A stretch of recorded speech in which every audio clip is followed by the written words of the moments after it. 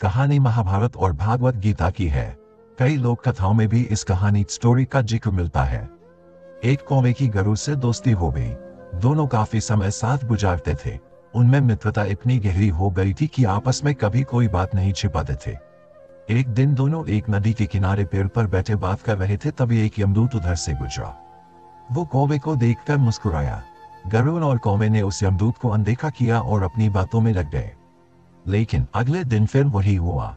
दोनों बातें कर रहे थे, तभी वही यमदूत फिर उधर से गुजरा। वो फिर कौवे को देखकर मुस्कुराया। इस बार कौवे को कुछ शंका हुई। उसने गरुड़ से कहा कि ये यमदूत मुझे देखकर कल भी मुस्कुराया था और आज भी वैसे ही मुस्कुराया। कुछ गड़बड़ है, हो सकता है मेरी मृत्यु आने वाली है। गरुड़ ने उसे समझाया कि ऐसा कुछ नहीं है, ये एक संयोग भी हो सकता है। तुम चिंता मत करो। 2-3 और ऐसे ही निकले। रोज यमदूत कौवे को देखकर मुस्कुराता। अब तो कौवे को यकीन हो गया कि निश्चित ही मेरी मौत नजदीक है। उसने गरुड़ से कहा, मित्र, मैं मरना नहीं चाहता, लेकिन ये यमदूत जरूर 1-2 दिन में मेरे प्राण निकाल कर ले जाएगा। ये रोज ही मुझे देखकर मुस्कुराता है। गरुड़ को भी लगा कि हो सकता है कौवे का शक सही हो।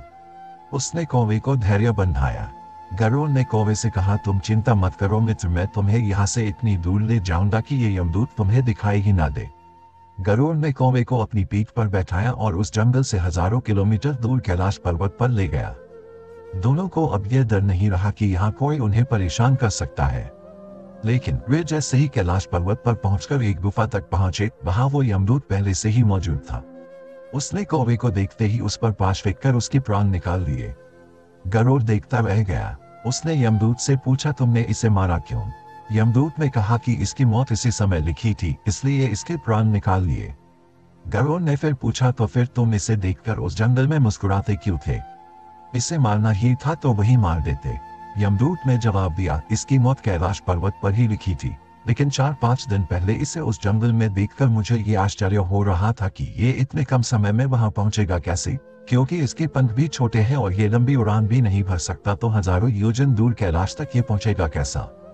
यही सोचकर मैं रोज मुस्कुराकर गुजर जाया करता था, लेकिन भाग्य देखो, तुम इसके परम मित्र ही इसे यहाँ तक इतने कम समय में ले आए।